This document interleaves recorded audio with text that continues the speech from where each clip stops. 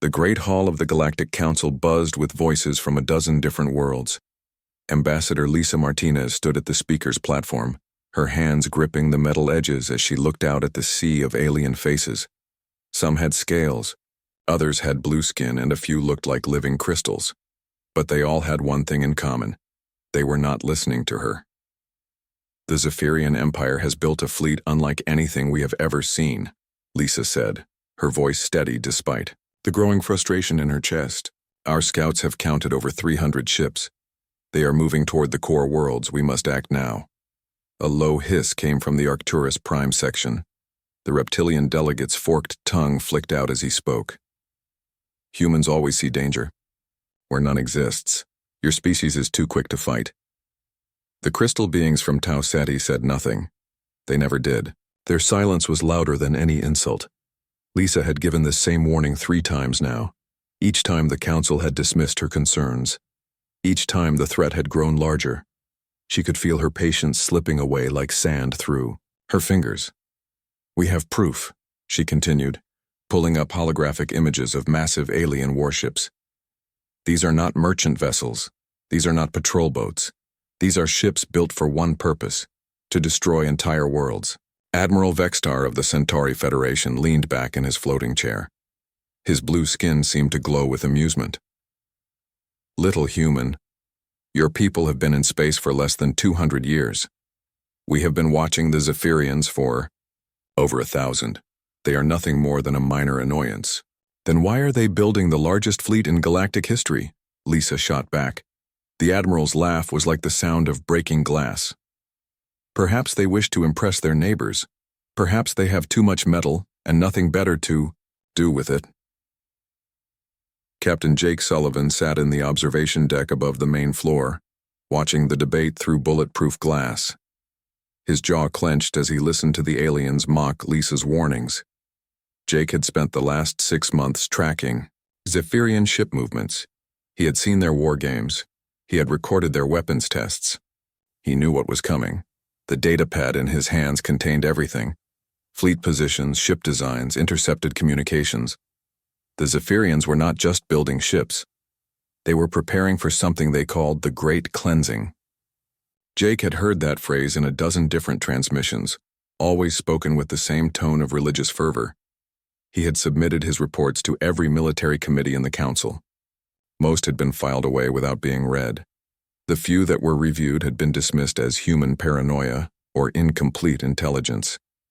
Jake stood and made his way down to the main floor. Maybe if he spoke directly to the delegates, they would finally understand. He caught Lisa's eye and nodded. She stepped aside to let him approach the platform.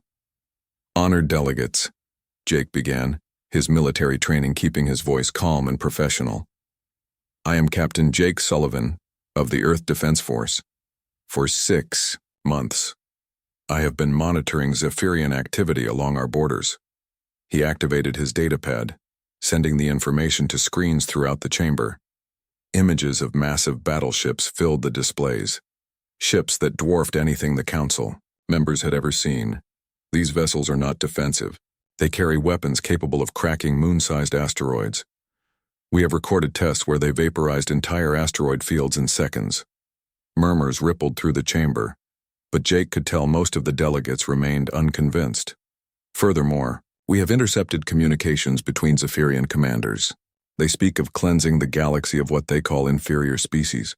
They mention specific targets, trade routes, colony worlds, even this very council. Admiral Vextar's amusement had faded, but his skepticism remained. And how did humans manage to intercept high-level military communications? Your technology is barely advanced enough for faster-than-light travel. Jake's hands tightened on his datapad. We developed new decryption methods. You developed nothing, the Admiral interrupted. You probably intercepted some merchant chatter and imagined threats that do not exist. The crystal beings suddenly spoke, their voices like wind chimes in a storm. The humans seek to create fear. Fear leads to conflict. Conflict leads to war. We will not be party to human warmongering. Lisa stepped forward again. We are not trying to start a war. We are trying to prevent one. But the damage was done. The delegates had made up their minds. The session ended with the council voting to monitor the situation and gather more information. In other words, they would do nothing. Meanwhile, on Earth, Dr. Amy Foster worked alone in her laboratory deep beneath the Rocky Mountains. The room was filled with ancient artifacts and computer screens showing alien writing. Amy had dedicated her life to studying dead civilizations, but lately she had become obsessed with one particular mystery. 3 years ago, human explorers had found ruins on a world near the Vega system. Among the artifacts was a crystal that seemed to contain information, but every attempt to decode it had failed. Amy had requested the crystal for her own research, and for months it had sat on her desk like an expensive paperweight.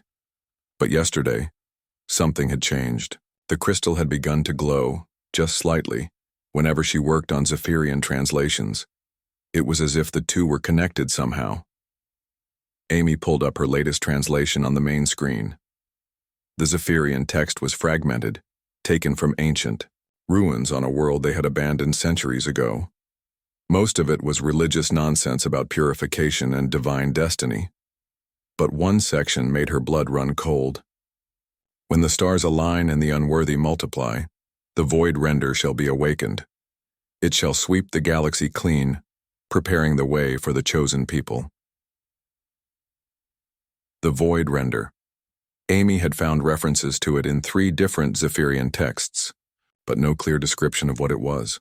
A weapon, certainly, but what kind? And why did the crystal glow brighter every time she read those words? She sent her findings to the council, to Earth's government, to every scientist and military leader she could think of. The responses were always the same, polite thanks followed by nothing. Her work was filed away with 1,000 other research projects that no one had time to read. Far from Earth, on the mining colony of Kepler 442b, Administrator Ben Cooper stared at his communication console with growing dread. Another mining station had gone silent. That made 7 in the past month. Ships sent to investigate found nothing.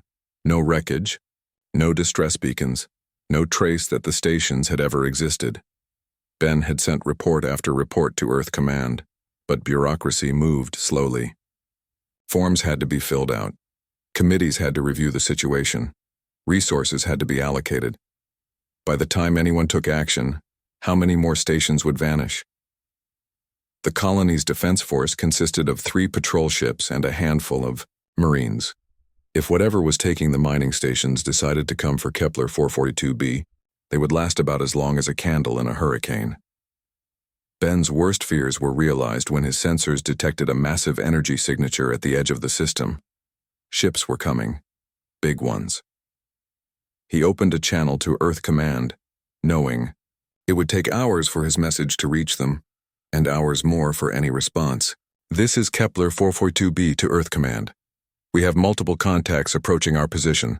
I repeat, we are under threat and require immediate assistance. He sent the message and waited, watching the energy signatures grow larger on his screens. Whatever was out there, it was huge. Back in the solar system, the moment everyone had feared finally arrived.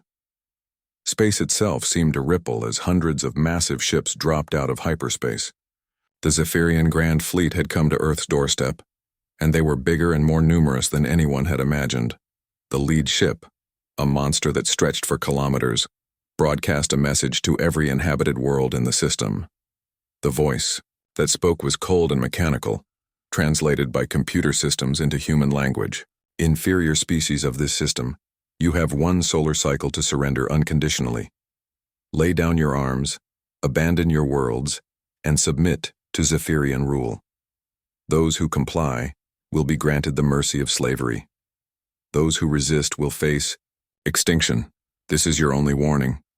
The transmission ended, leaving Earth's leaders staring at screens filled with alien warships. 300 vessels hung in space like birds of prey, waiting for humanity's answer. In the emergency session that followed, the Galactic Council descended into chaos. Species that had dismissed human warnings now turned to Earth in desperation, but their own fleets were scattered across the galaxy. There was no time to gather a proper defense force. The reality was stark and simple. Humanity stood alone against the largest invasion fleet in galactic history, and they had less than 24 hours to prepare for war. The clock on Earth's military command center showed 18 hours until the Zephyrian deadline. General Kevin Hayes stood before a massive display screen showing the enemy fleet positioned like a wall of death around Earth's solar system. 300 alien ships, each one larger than humanity's biggest battleship, waited in perfect formation. "What do we have?" Kevin asked his aide, though he already knew the answer would not be good. 200 ships total, sir. Most are patrol, vessels and cargo haulers we converted for combat. Only 57 are actual warships. The young officer's voice cracked slightly. "The aliens have us outnumbered 3-1, and their ships are bigger than ours." Kevin rubbed his tired eyes.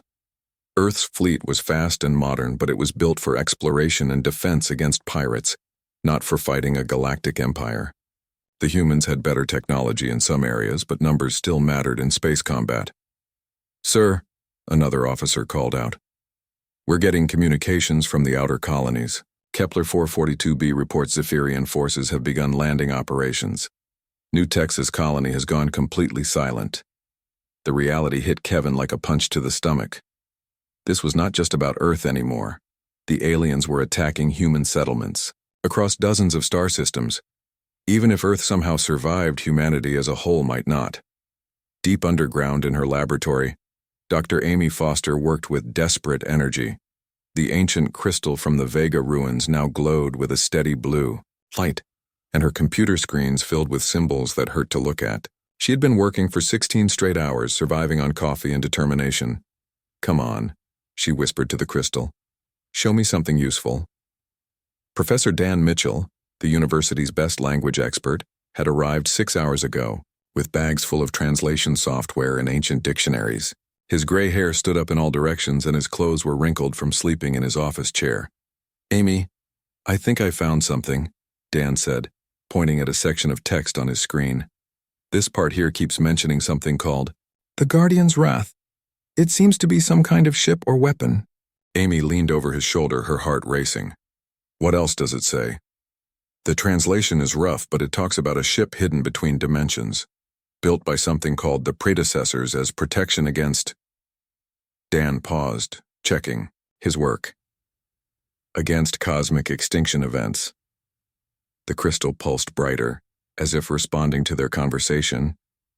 Amy picked it up, feeling warmth spread through her fingers. "Dan, what if this is not just a historical record? What if it's a app?" Dan looked at her like she had lost her mind. "Amy, you're talking about a ship that might not even exist, built by aliens we know nothing about, hidden in some impossible location. Even if you're right, how would we find it?" Amy was already pulling up star charts on her main computer.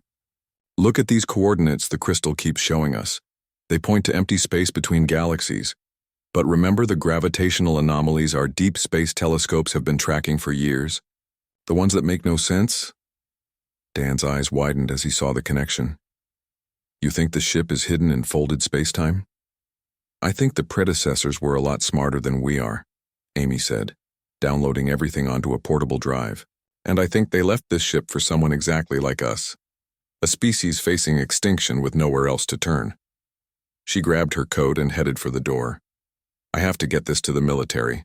Someone needs to go look for this ship." "Amy, wait," Dan called after her. "Even if you're right, even if this Guardian's Wrath exists, who would be crazy enough to fly into folded space looking for it?" Amy was already running down the hallway. She knew exactly who would be crazy enough. Captain Jake Sullivan stood in the briefing room aboard the UES Pathfinder, looking at his hand-picked crew of 12. They were the best pilots, engineers, and soldiers humanity had to offer. But Jake wondered if even their skills would be enough for what they were about to attempt. "Let me make sure I understand this correctly," said pilot Rachel Davis, her southern accent thick with disbelief. "We're going to fly into empty space between galaxies, looking for a ship that might not exist, based on translations from a glowing rock." "That's about right," Jake admitted. Engineer Tony Walsh laughed, but there was no humor in it. "Well, I've heard worse plans. Not many, but a few." The truth was, They all knew this was humanity's only hope. Earth's fleet was already moving into defensive positions around the planet, but everyone knew it would not be enough.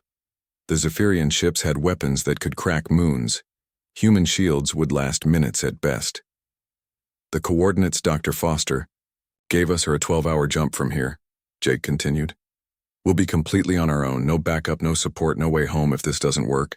Navigator Kim Brooks looked up from her charts.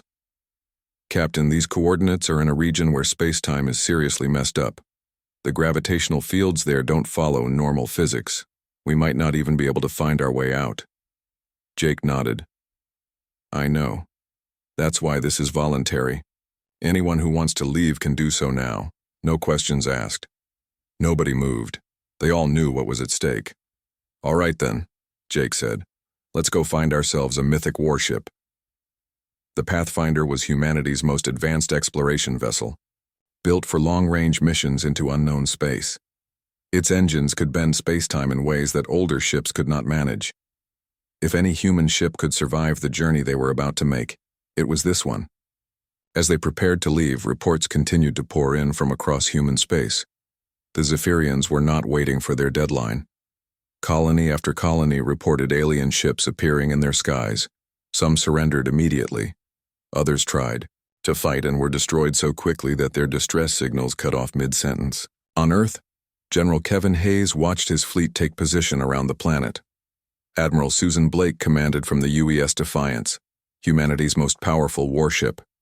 Her ships were arranged in layers, fast attack craft on the outside, heavy cruisers in the middle, and the planetary defense platforms as a last line of protection.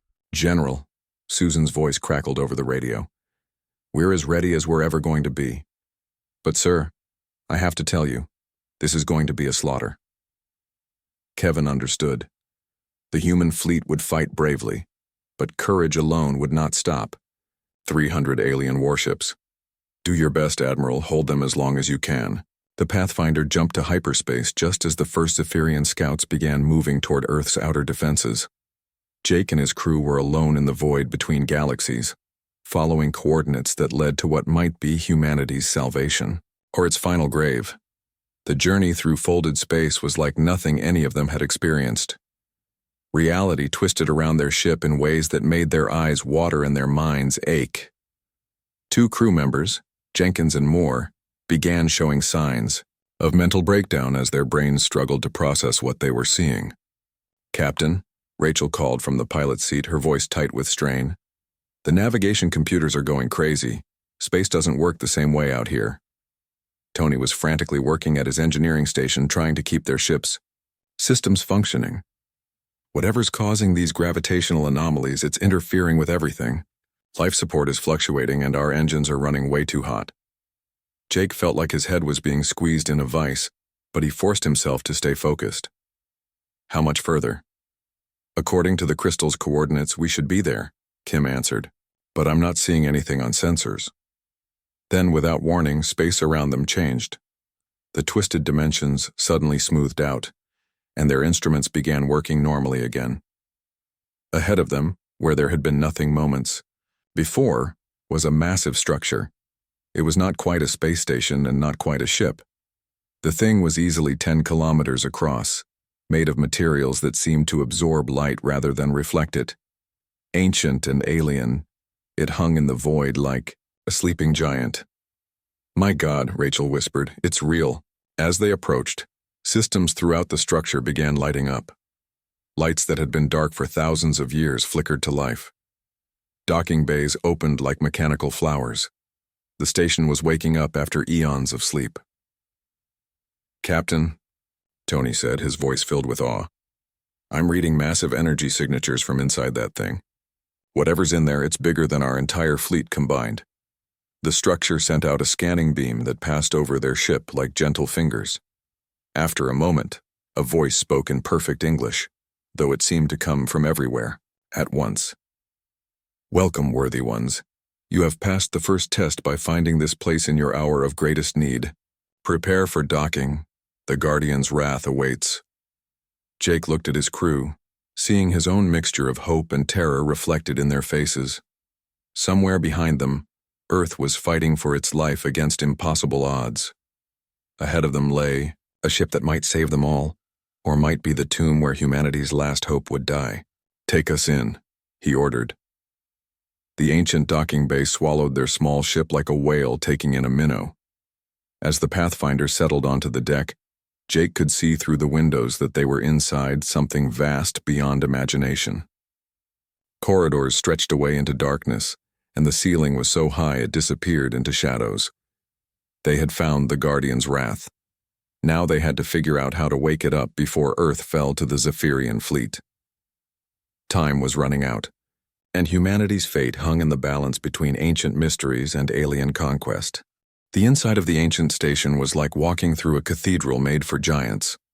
Jake Sullivan and his crew moved through corridors that stretched higher than any building on Earth.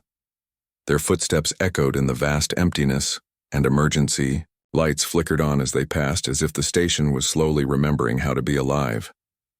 "Captain," Tony Walsh whispered, his voice small in the enormous space. "These walls are made of something I've never seen before. My scanner can't even identify the material." Rachel Davis walked beside Jake, her pilot's instincts telling her they were being watched. "Sir, I don't like this. Everything's too clean, too perfect. This place has been empty for thousands of years, but there's not even dust on the floors." The voice that had welcomed them spoke again, seeming to come from the walls themselves. "Please proceed to the central chamber.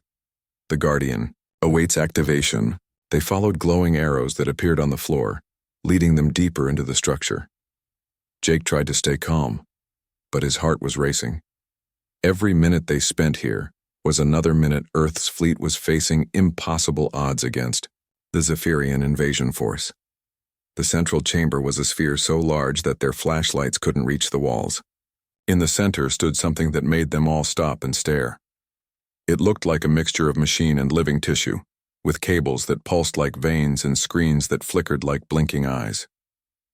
"I am Keeper," the voice said, and now they could see it came from the strange construct in front of them. "I am the Guardian of the Guardian's wrath, left here by the predecessors to wait for a species worthy of this power."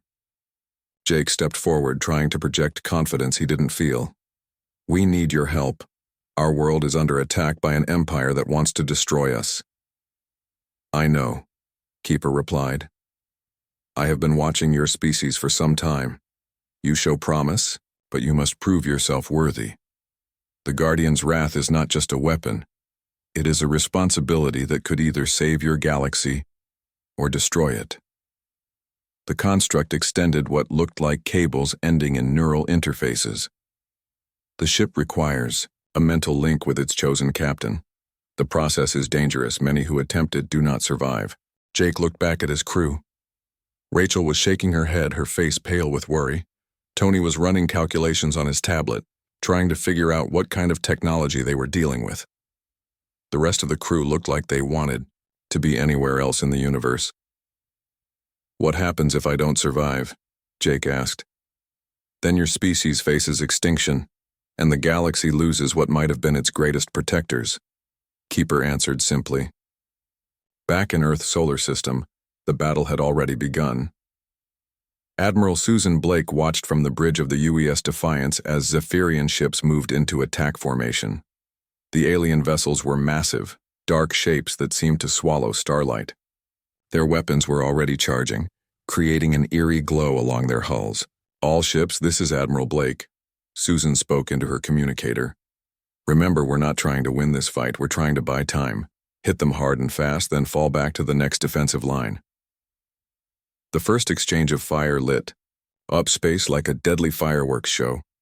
Human missiles and energy beams struck the Zephyrian shields, creating brilliant flashes that lasted for seconds before the alien ships returned fire. When the Zephyrian weapons hit, entire human ships simply vanished in balls of superheated plasma. "Jesus," whispered Lieutenant Commander Pete Harris from his station. "Their weapons just cut right through our shields like they weren't even there." Susan watched 3 of her destroyers die in the first minute of combat. The alien weapons seemed to bend the laws of physics, passing through defensive barriers that should have stopped them. Her fleet was being torn apart, and the real battle hadn't even started yet. "All ships, fall back to defensive line 2, she ordered. "Repeat, fall back to defensive line 2. But the retreat was becoming a rout. The Zephyrian ships moved faster than anything their size had a right to move, and their weapons had range far beyond what human technology could match. For every alien ship that took damage, 5 human vessels were destroyed. On the surface of Earth, General Kevin Hayes watched the battle through satellite feeds. The civilian population had been moved to underground shelters, but everyone knew the shelters wouldn't help if the aliens decided to crack the planet like an egg. "Sir," his aide called out, "we're getting reports from the moon bases.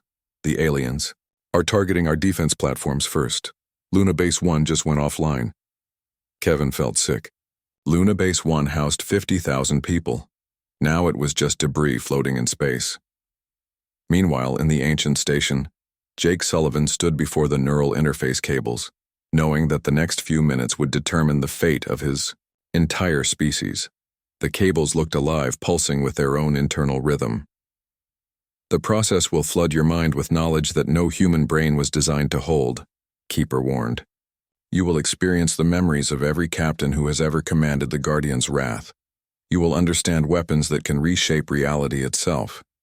Many minds break under this burden." Jake thought about Susan Blake and her fleet dying in space. He thought about the colonies that had already fallen silent. He thought about Earth's children hiding in shelters while alien ships prepared to burn their world. "Do it," he said. The cables moved like living snakes, attaching themselves to points along Jake's skull. The moment they made contact, his world exploded into fire and lightning. Information poured into his brain faster than thought itself. Star charts spanning millions of years, weapon systems that used the fundamental forces of the universe, tactical knowledge from 1,000 different wars. Jake screamed as his consciousness expanded beyond anything human. He experienced the memories of the predecessors, an ancient race that had built the Guardian's wrath as their final gift to the galaxy. He felt the loneliness of Keeper, waiting for eons in the empty space between stars. He understood the true nature of the ship that lay dormant in the station's core. The Guardian's wrath was not just a warship. It was a living extension of cosmic balance itself, designed to protect younger species from extinction while testing their worthiness to inherit the galaxy. Its weapons could unmake matter at the quantum level, but its true power lay in its ability to adapt to any threat and turn an enemy's strength against them. When the neural link was complete, Jake collapsed to his knees, blood running from his nose.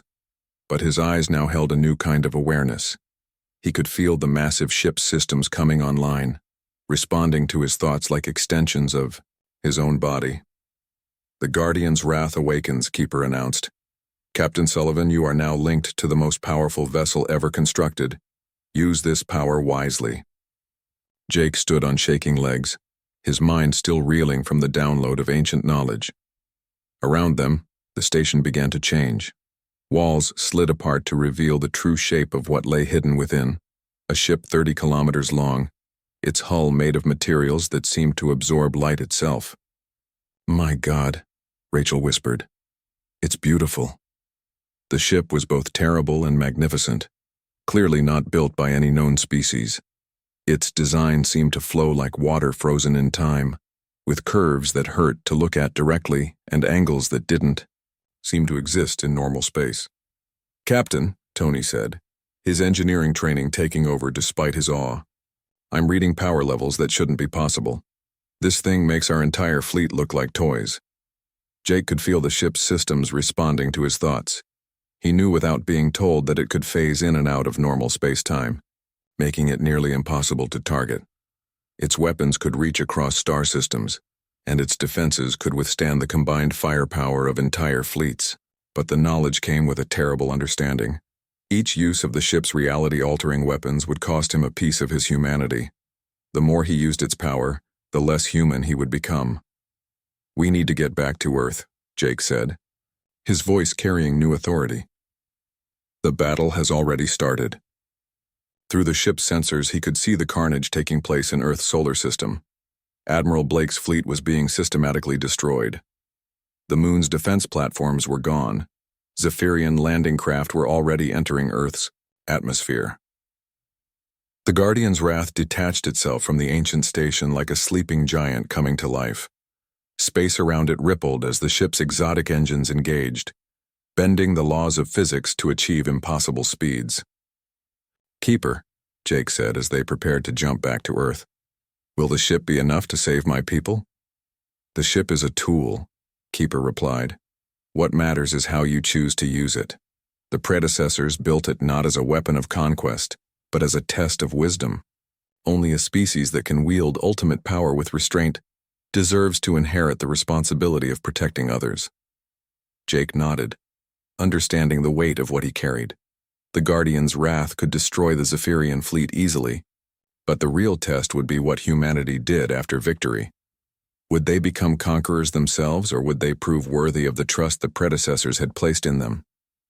The ship tore open a hole in space-time and leaped toward Earth, carrying humanity's last hope through dimensions that existed beyond normal reality. Behind them, the ancient station powered down again, returning to its eternal vigil between the stars. In Earth's solar system, Admiral Blake watched her fleet die ship by ship.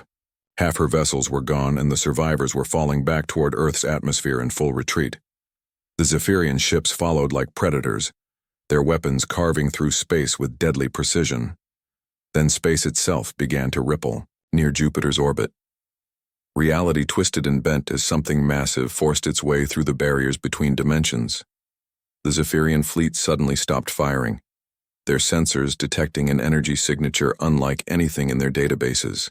From the dimensional rift emerged the Guardian's wrath, its dark hull seeming to devour the light of nearby stars.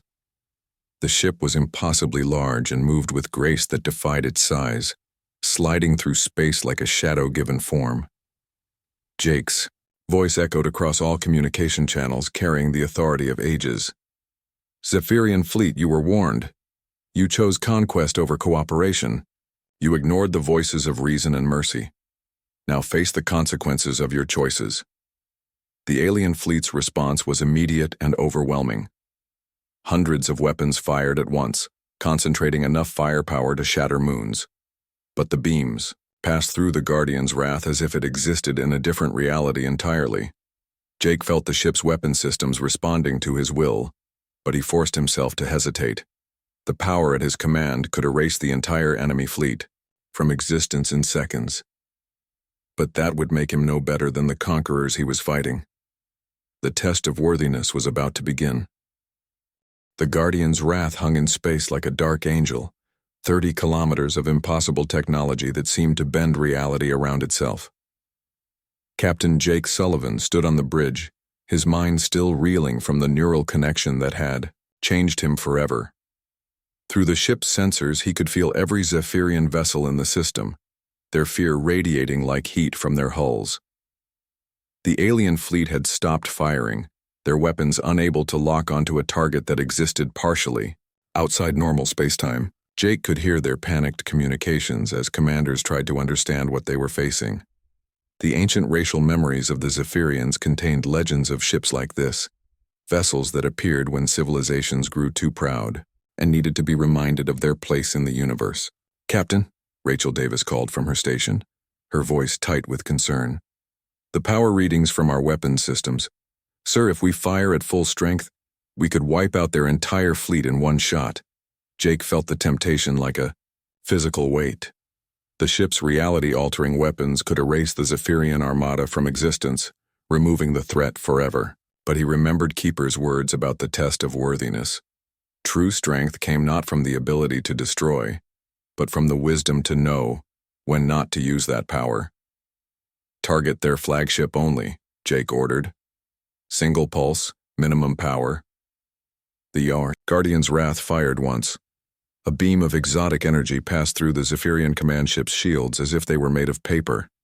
The massive vessel, over 5 kilometers long and armed with enough firepower to crack planets, simply ceased to exist, not destroyed, not exploded. It was simply no longer there, erased from reality itself. The silence that followed was deafening. 300 alien warships hung motionless in space, their crews trying to comprehend what they had just witnessed. Their most powerful vessel, their pride and glory, had been removed from existence with casual ease. Jake opened communication channels to the entire fleet.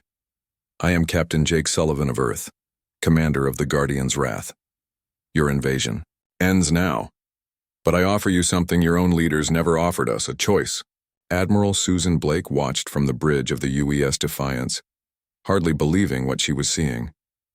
Her fleet had been minutes away from complete destruction, and now the entire balance of power had shifted with the arrival of one impossible ship. "Zephyrian commanders," Jake continued, his voice carrying across space to every alien vessel. "Your empire told you that conquest was your destiny, that weaker species existed only to serve you. But I have seen the memories of 1,000 civilizations, and I know the truth. Strength without wisdom leads only to extinction." The response came from the Zephyrian second-in-command, War Commander Thexvar, his reptilian voice thick with both fear and defiance. "Human, you may have destroyed our flagship, but we are still 300 ships strong. We will fight to the last vessel rather than surrender to an inferior species." Jake sighed, feeling the weight of responsibility settling on his shoulders, like a heavy cloak. "Then you force me to show you the difference between power and wisdom." The Guardian's Wrath began to move through the Zephyrian fleet, but not as a destroyer. Instead, Jake used the ship's incredible technology to demonstrate humanity's true nature. When Zephyrian vessels fired their weapons, the Guardian's Wrath absorbed the energy and used it to repair damaged human ships. When alien missiles launched, the mysterious ship caught them and converted them into medical supplies that it delivered to wounded survivors.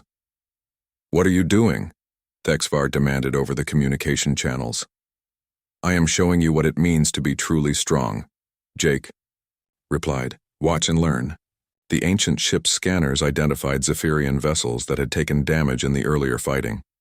Instead of finishing them off, Jake ordered the Guardian's Wrath to provide assistance. Rescue pods launched from the mysterious vessel, carrying medical equipment and emergency supplies to alien crews who had been prepared to fight to the death. On one Zephyrian cruiser, Engineer Vexamoth watched in amazement as human rescue teams worked alongside his own people to repair critical systems. The humans could have let them die, could have watched their life support fail and their ship become a tomb. Instead, they shared their resources and expertise freely. "Why?" Vexamoth asked the human engineer working beside him. "Why help us when we came to destroy you?" The human, a young woman named Lisa Carter, paused in her work to look at him. "Because that's who we are. We help people who need help, even if they were our enemies 5 minutes ago." Similar scenes played out across the battlefield. Human. Medical teams treated wounded Zephyrian soldiers. Human engineers helped repair alien ships. Human commanders shared food and water with crews whose supply lines had been cut. War Commander Thexavar watched it all from his command ship, his mind struggling to understand what he was seeing. In Zephyrian culture, mercy was weakness. Helping enemies was insanity. But the humans were not just helping, they were doing it efficiently, professionally, as if it was the most natural thing in the world. "Commander," his aide whispered, "perhaps we misjudged these humans." Back aboard the Guardian's Wrath, Jake felt each use of the ship's power taking its toll. The neural link was changing him, making him more than human but also less. He could feel his memories becoming distant, his emotions growing cold. The price of wielding cosmic power was losing the very humanity he was trying to protect. But he pressed on, using the ship's abilities not to destroy but to heal. The Guardian's Wrath became a mobile hospital, a repair facility, a source of hope in the darkness of space. And slowly, ship by ship, the Zephyrian fleet began to stand down. Dr. Amy Foster, monitoring the situation from Earth, realized what Jake was doing. "He's not just winning a battle," she told General Kevin Hayes. "He's changing the entire nature of the conflict." The turning point came when a Zephyrian transport filled with civilian refugees suffered a catastrophic system failure. The ship was dying, its passengers facing slow suffocation as life support failed. Without hesitation, Jake ordered the Guardian's Wrath to rescue them. The ancient ship extended docking tubes and began evacuating over 10,000 Zephyrian civilians, the families of soldiers, the elderly, the children. Human crews worked for hours to save alien lives, asking nothing in return.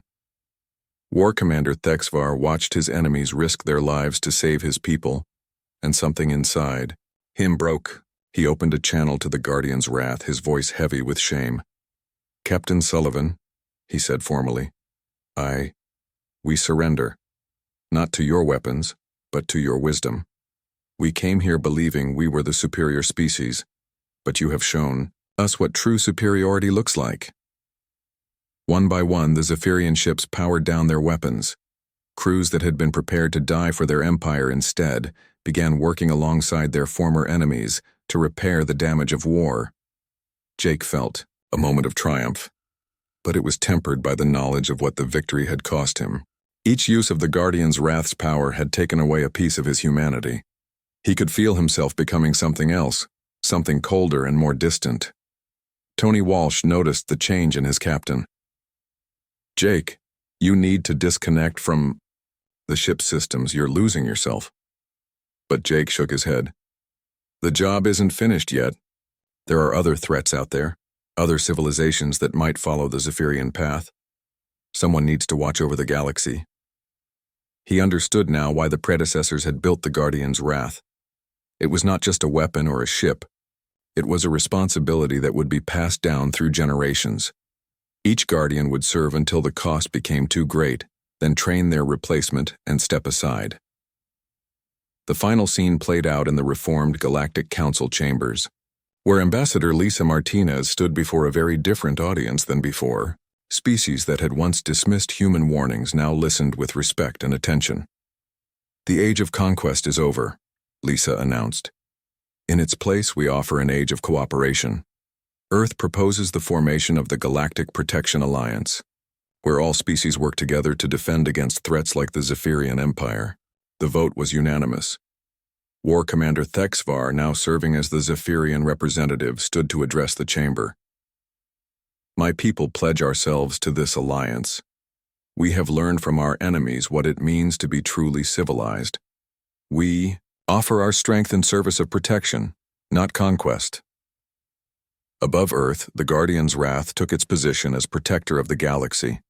Captain Jake Sullivan, forever changed by his connection to the ancient vessel, watched over the stars, with eyes that had seen the memories of 1,000 civilizations. The ship's sensors detected other anomalies in deep space, more vessels hidden in dimensional folds, waiting for the day when they too might be needed. The Guardian's Wrath had been just the beginning of humanity's true destiny among the stars. In her laboratory on Earth, Dr. Amy Foster continued her research into predecessor technology. Knowing that each discovery brought new responsibilities and new challenges, the crystal that had started it all sat on her desk, still glowing softly, still holding secrets yet to be revealed. And in the depths of space, other ancient guardians stirred in their sleep, waiting for the call to awaken when the galaxy faced its next great test. The universe was vast and full of dangers, but now it had protectors who understood that true strength came not from the power to destroy, but from the wisdom to preserve and protect. Humanity had passed its first cosmic test. Many more awaited, in the darkness between the stars, but they would face them not as conquerors but as guardians of all life in the galaxy. The Mythic Warship had appeared when warnings were ignored, but it had brought with it something more valuable than victory. It had brought the promise of a better future for all who dwelt among the stars.